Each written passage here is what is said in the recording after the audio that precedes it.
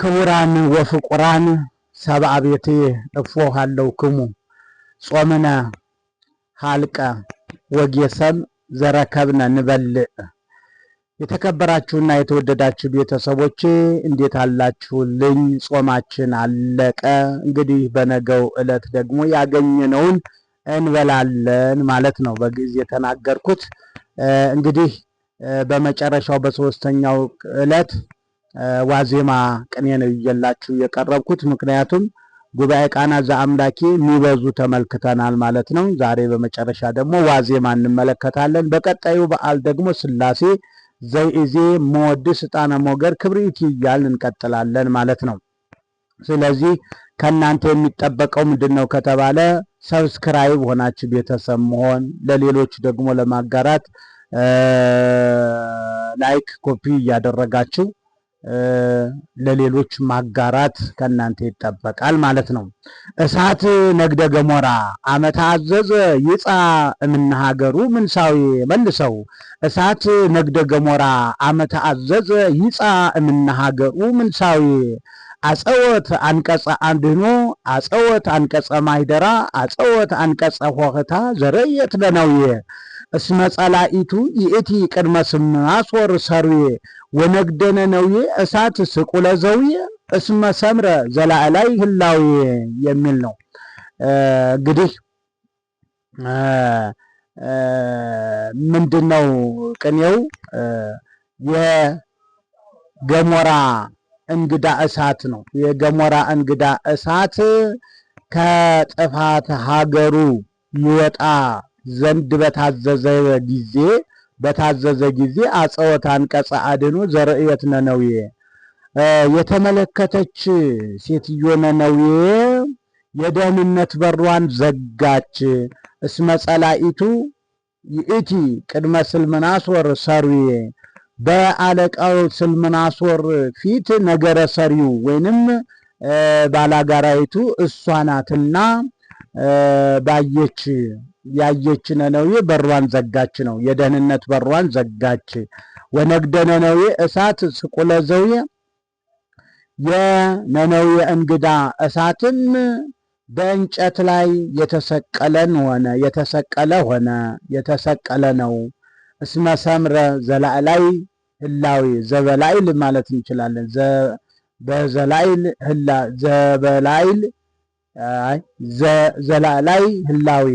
ዘላዕላይ ህላዌ የላይ ኑሮን ወዷልና በእንጨት ላይ የተሰቀለ ነው ማለት ነው።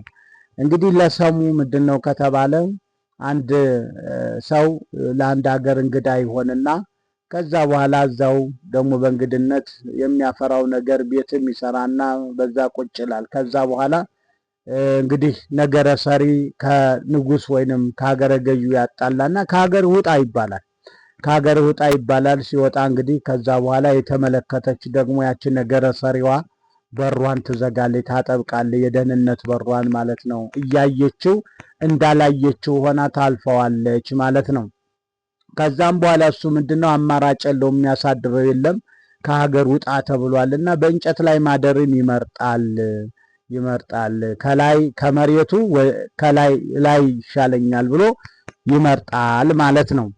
ይሄ ለሰሙ ነው። ለወርቁ ምንድነው ከተባለ እንግዲህ አሁን የምንጾመው 3ቱ ቀን የነነዌ ጾም እንግዲህ ነነዌ የተባለች ሀገር እግዚአብሔርን ከማምለክ ይልቅ ወይንም ጣዖት በማምለክ እንዲሁም ደግሞ ገቢረ ጽድቅ ከመስራት ይልቅ ግብረ ኃጢአት በመስራት እግዚአብሔርን አስቀይማ ስለነበረች በዚህ መሰረት እግዚአብሔር ንስሐ የማይገቡ ከሆነ እሳትን አዘንባለሁ፣ ሂድና ዮናስ ነቢዩን በወቅቱ የነበረውን ለእስራኤል የተሾመው ነቢይ ዮናስ ነበረና ሂድና አስተምር የነነዌን ሕዝብ ቢለው እሱም ደግሞ ካንተ ምሕረት ከነሱ ኃጢአት አይቀርም፣ አንተ መሐሪ ነህና እኔ የተናገርኩት ሁሉ በእኔ ትምህርት ተጸጽተው እሳቱ መቅሰፍቱ ሲቀር እኔ አባይ ነቢይ ይባላለሁ ብሎ ወደ ሌላ አገር ሲሄድ እሱም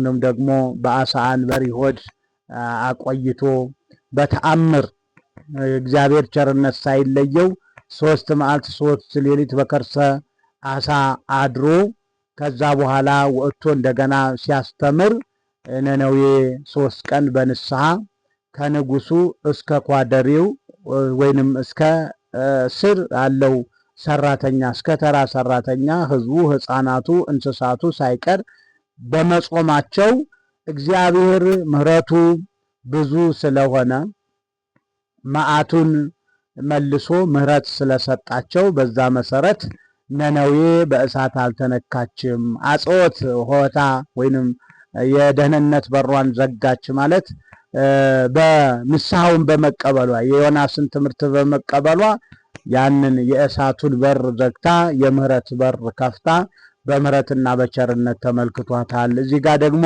ስቆለ ዘዌ ማለት እሳት እንግዲህ የነቢዩንም እውነትነት የእግዚአብሔርን ምህረት ለመግለጽ እሳቱም ከሰማይ ወርዶ ረጃጅም የሆኑትን ዛፍ በመብላት ወይንም አሰሩን ምልክቱን በማስቀመጥ አሳይቷል ይላልና የምድር ኑሮን ከምድር ኑሮ ወደ የላው ኑሮ ወዷልና በእንጨት ላይ የተሰቀለ ነው ማለት በእንጨቱ ላይ በዛፉ ላይ ቀርቷል፣ ወደ መሬት ሳይወርድ ለማለት ነው።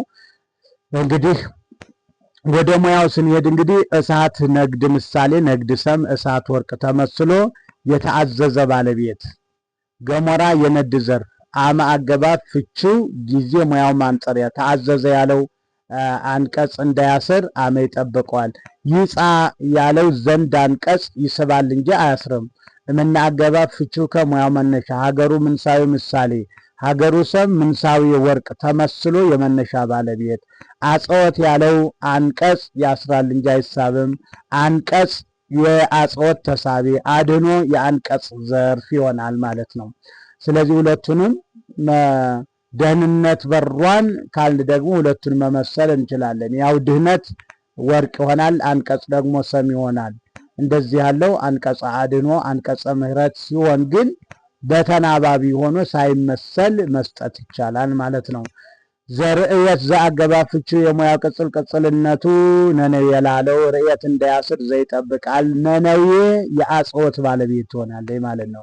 እስመ አገባብ ፍቺውና ሙያው አስረጅ አስረጅነቱ አጽወት ላለው ጸላኢቱ ባላጋራይቱ እሷ ናትና ጸላኢቱ ውእቱን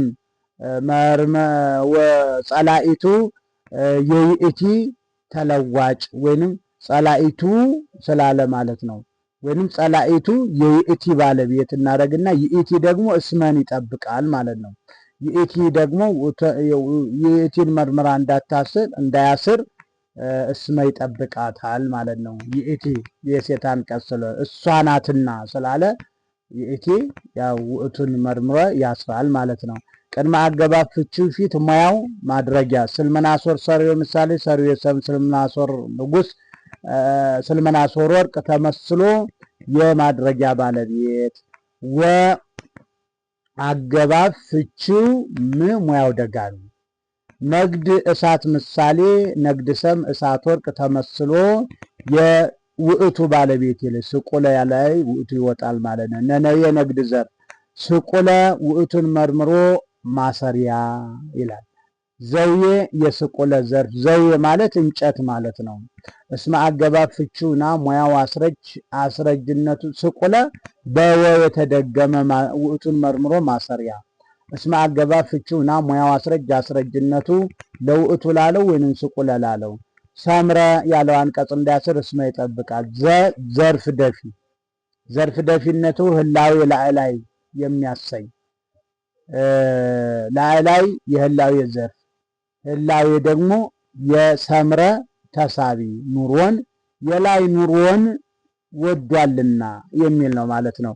ስለዚህ ሁላችሁም ሰብስክራይብ እያደረጋችሁ መጽሔተ ግዕዝ ዩቲዩብ ገብታችሁ መመልከት ትችላላችሁ። ሰፋ አድርጉልኝ። ብዙ ቅኔዎች፣ ብዙ ባህሎችና ግዕዝ ነኮችን ለቅቅ ያለው ግን ብዙ ተመልካች የለውምና እንደዚህ ለማበረታታት እናንተ ሰብስክራይብ አድርጉልኝ፣ ቤተሰብ ሁኑልኝ፣ ሌላ ለሌሎችም አጋሩልኝ እላለሁ። ጾማችን እንግዲህ አልቋል። ጾመ ስርየት፣ ጾመ በረከት፣ ጾመ ረድኤት ያድርግልን። ለሀገራችንም ለሕዝባችንም ሳይል ምሕረቱን አምላካችን ያድለን። ነነዌን እንደማረ እኛንም ከኃጢአታችን እንድንቆጠብ በምሕረቱ በቸርነቱ ይመልከተን። ይቆየን። ወስብሐት ለእግዚአብሔር።